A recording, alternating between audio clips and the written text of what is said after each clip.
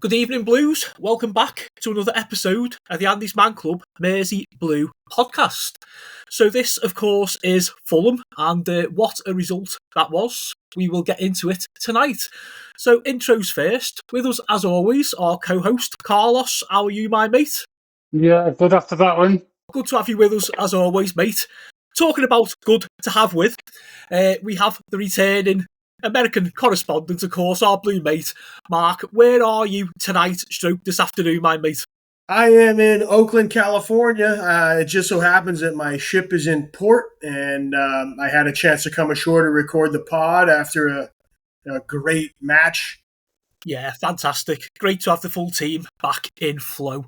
So let's get started then, boys. And Blues, indeed. The lineup, our normal 4-2-3-1. JP between the sticks. James Garner in at right back. Tarkowski, Keane and Mikolenko, with Timmy Irabunam taking over James Garner in midfield, sitting next to Idrissa Garner Guy. We got KDH in the middle, Ilian Njai on the right, Jackie G on the left, and nice to see Barry get another opportunity. So, quite a lively start. 2 minutes in, KDH crosses a lovely little ball into the area. Thierry Barry gets an early shot. Nothing great, but a little bit of a confidence builder all the same. Always good to see. 5 minutes later, this time it's Ilian Njai who crosses and it goes onto the head of Barry. Unfortunately, he heads it over, but these things happen. The kid is starting to get a bit of confidence, in my opinion, now, which we will discuss a little bit later. That's followed by a nice little free kick from Jimmy Garner outside the area. He put it up high and right, and the keeper got to it, but fair dues. We have a really talented player there in Jimmy Garner. Fulham, had a couple of chances. Nothing that really troubled Jordan Pickford, to be fair. And then we get our first controversial moment of the match, 35 minutes in, and it's Thierry Barry. Who else? And he netted what we all thought was his first Everton goal after a nice little pass play from Idrissa Garner Guy, only to be ruled offside. I will be interested, boys, to hear your opinions on those. Just before half-time, Jimmy Garner crosses, Michael Keane heads goalwards, the ball falls to James Tarkowski and he just fucking lashes it home. Guess what? Ruled offside for the second time in like 10 minutes. Premier League, VAR, oh my word. But we finished the half on a nice high. Into injury time, we finally break the deadlock. Vitaly Mikolenko crosses into the box. There's big James Tarkowski. He heads the ball onto the bar. It falls down, comes back to Tim Irabunam, who just kind of scuffs a shot, really. But it didn't matter because Idrissa Garner Guy was behind him. He ran in, smashed the ball, close range, back of the fucking net. 1-0 Blues, well deserved. Half time, Everton 1, Fulham 0. Carl, I'm going to take a breath. Give me your thoughts. Yeah, I thought we started off really, really well. You know, as you say, I think most of the team. I was shocked initially when I saw that James Garner was a right back. I thought Jake O'Brien would play because he has been playing there. But I was happily surprised because he can do a really good job there and he can get forward like he's proved. Now, as you say, Thierry Barry there, best game for Everton this year. You know, getting more confidence. No, should have had a goal. It was marginally offside at best. You know, VAR, they're not giving us nothing. If it's a toe offside, it's offside. You know, we'll go on to like the third goal, and do you reckon he was offside then, later in the second half? But he wasn't interfering with play. So I don't know the rules for these. What VAR know all about in these referees. So bizarre. As you say, Tarky had the shot as well. That was offside, allegedly. Don't know where that came from. And finally, we made the breakthrough after complete dominance, really, in most of the first half. Tim should have done better. He should have scored. How he missed it, I don't know. But luckily, we got the ricochet. Fell straight back to it. Reminded me a little bit of the goal the other week that Grealish scored. It came back to him. He was in the right place at the right time. Bang. I mean, usually with Garner, when he shoots, it ends up high over the bar in Rosette, doesn't it? But he was that close to the goal, I think he couldn't have missed it. Hopefully. So, winning the half time 1-0, sorry. And I was absolutely buzzing. There should have been 3 at that point. Yeah, certainly should, mate.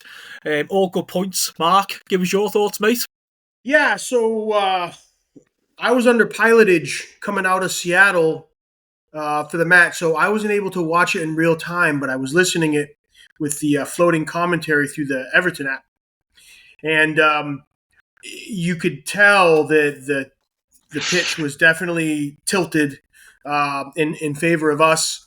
I did watch the highlights, the extended highlights. I also watched some uh, the recap highlights that were isolated just for Tierno.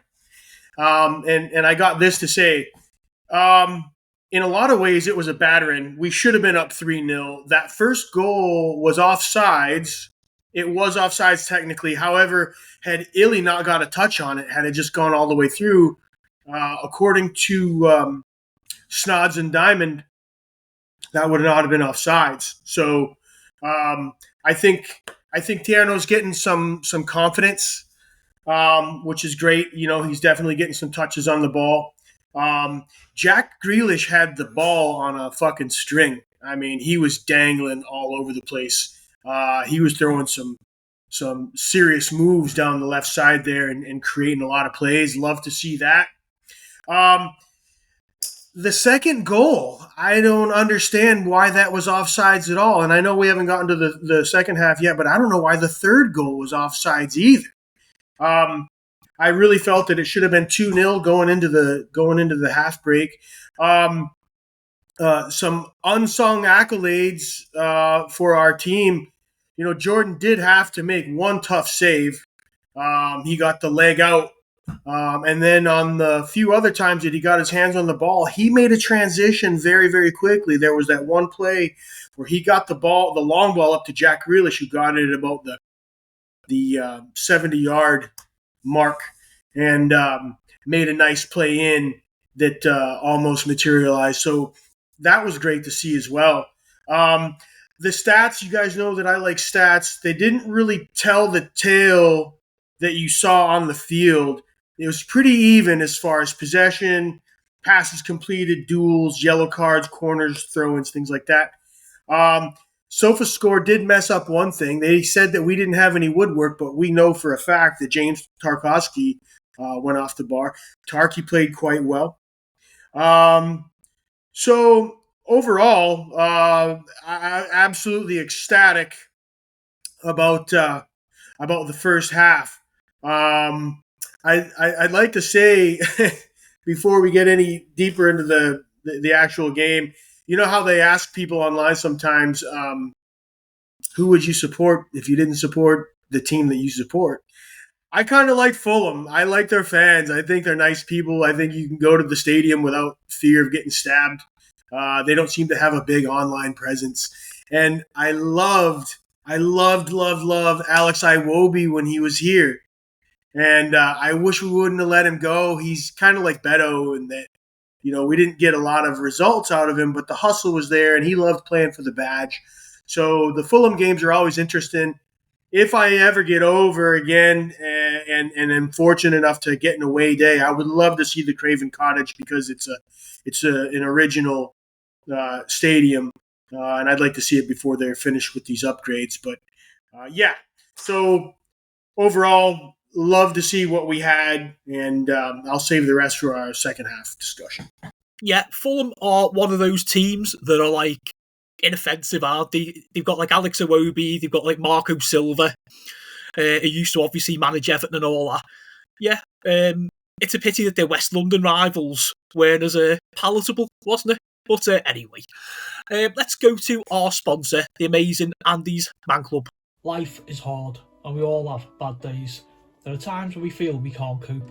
This is the time you need to reach out and talk to someone. Andy's Man Club offers local support groups nationwide, running every Monday from 7pm except on bank holidays. In these groups, men can open up about the issues affecting their lives in a safe, non-judgmental environment. Our clubs are designed to be free of pressure. There is no obligation for men to speak, they can simply listen if they wish. Find us today at www.andysmanclub.co.uk. Help one guy, save one life. Andy's Man Club, it's good to talk. Okay, so that was our sponsor, the amazing Andy's Man Club. Remember, boys, it's always good to talk. Don't suffer in silence. Let's get on to the second half. So we started it, okay, about 10 minutes in. Mikolenko crosses into the box.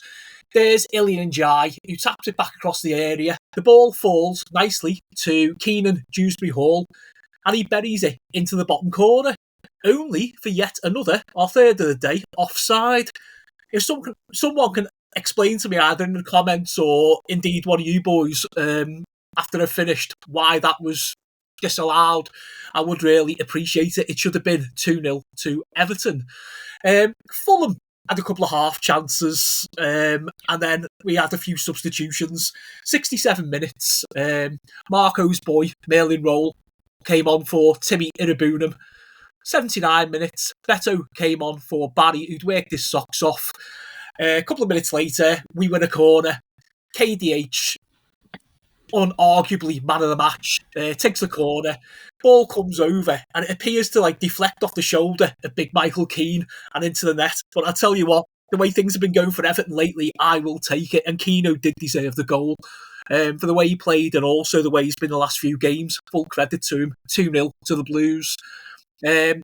Just on full time, Jake O'Brien came on for the very, very, very good Keenan Dewsbury Hall. Full time, Everton 2, Fulham 0. It could have been 5. It was 2. I'll take the 3 points. Mark, give us your thoughts. Yeah, I think there could have been 4 or 5 men of the match. I think they decided ultimately on KDH, and I think that's befitting.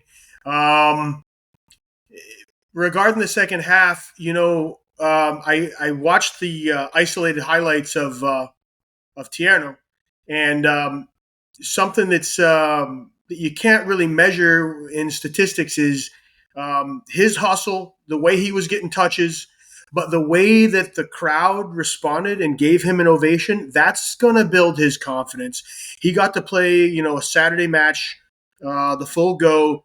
He got a standing ovation. He's growing into his own. He held the ball up really, really well. He had some, as the long balls came in, he had some headers and some foot touches that went out to the sides to guys shooting up the field. It really created a lot of space and time. Love to see that. Yeah, I thought KDH played great. I was super stoked to see that. And, let's not forget Jordy. Jordy kept a clean sheet. And, positives all around. Feeling great about it. Yeah, it really was a good performance by the Blues. And to be fair, before the match, I've been saying to a few mates and stuff, it could go either way. Fulham are one of them sides like a Tottenham. They can come and it depends what you get on the day. But thankfully for us, outplayed them. Should have been 5, but it was 2. Carl, give us your thoughts. Yeah, I think the statistics came over on my stream, basically saying that I think the last 4 or 5 home games we hadn't beat them, whereas before we'd had records of years and years where we were winning against them all the time, and they started the second half probably a lot brighter than what they started the rest of the match, and I think they had 10-15 minutes into the second half, but without any end product. They couldn't really get the ball. I thought at the end, before we'd scored, I thought he was going to pop up with a goal here, Alex Iwobi. He's been far better for them goal scoring wise than he did for us. I thought he had a decent run of games for us and whatnot. But the offside for KDH, the way I saw it was Tierno Barry was classed as offside. Even though, because he went to try and get the ball but didn't touch it, he was still classed as offside, which I think is bizarre. I think, if he hasn't interfered with play, he hasn't blocked the goalkeeper, his sight or anything, so I don't see why it was disallowed at 100%. I've seen a few views like that. And then, again, Michael Keane, corner from KDH, Keane comes off his shoulder. I've seen an interview afterwards with Keane, and he said he agreed. He knew it was a goal because it came off his shoulder. It was never a handball 100% of the time. So if that had been ruled out for whatever reason, that would have been an absolute scandal. Not that we don't suffer with results like that. But 2-0, I was really happy with. As you say, should have been 4 or 5. We move on now to we got the international break and then it's United next. Yeah, regarding that offsides, I touch on this every once in a while in my other groups, my message groups with my friends from here and there. Arsene Wenger and Vinnie Jones, who couldn't be any more different, both say the same thing. A lot of people want to see the daylight rule put in, where you're not offsides because the hair on your knuckles is past the defender, but yet there's clear gap between you and the last defender. I still don't know why the second goal was called offsides. There wasn't anybody beyond when the ball got played towards the goal. I don't know what that was all about. And I'm not the most technical guy with the rules. I don't know if you guys saw the game with the Shite, but they had something happen to them that happened to us last week where there was a guy standing near the goaltender, not interfering, not blocking his vision. The ball went in, and they got a goal disallowed offsides as well. Regarding Keno, I love that guy because he's been so resilient when he had a rough couple of years and everyone was really giving him the stick, and he played a great game. And so I'm glad one went in for him because up until this past season, they've been kind of a rarity for him. So I was absolutely stoked to see that. So United, they're not in the poor shape that they were the last time that we'd come around. But I still think we can at least salvage a point at the very least. I think that should be, in fact, I think that should be our expectation. Just wrapping up for myself then. Brilliant win for the Blues. Them 3 offside goals really pissed me off. I'm not sure, like I say, certainly the third one, and agreeing with you there, Mark, on the second one. Why the fuck they were disallowed upon VAR, corrupt Premier League, all that. We are 13th position, heading in, like you boys had mentioned, to the international break. It's always when we get a run of form, they bring this fucking international break around. So that game at Old Trafford is 2 weeks tonight. We've put Manchester Pull 4 points from the last 6, which is a brilliant haul. The draw at Sunderland, and obviously Saturday's result. And I'm just going to finish with, once again, ridiculous officiating in the Premier League. So I think that gives us a wrap for Everton 2, Fulham 0. Before we leave, boys, I just want to give a little shout out to our mate and fellow YouTuber, Chris Darracott. Our man, Kenny Darracott, is an Everton legend. Head over to his channel, In the Blue Corner, on YouTube. He does like match reactions, match previews, and stuff like that. He's a lovely fella. I'm getting to know him better. He is becoming like a real friend of the channel. So yeah, go by and give Chris and his channel a little bit of love, guys, please. We will leave it there. We'll wrap it up. Mark, fantastic to have you back in the lineup, mate. It's fantastic to be back up the fucking toppies. Copites or gobshites. Yeah, lad, always. Copites will always be gobshites. Carl, an absolute pleasure, as always, mate. I really hope you're feeling better soon, my friend. Oh, fingers crossed. It's just been agony. So much pain. One thing left to be said. Marco. Up the fucking toffees.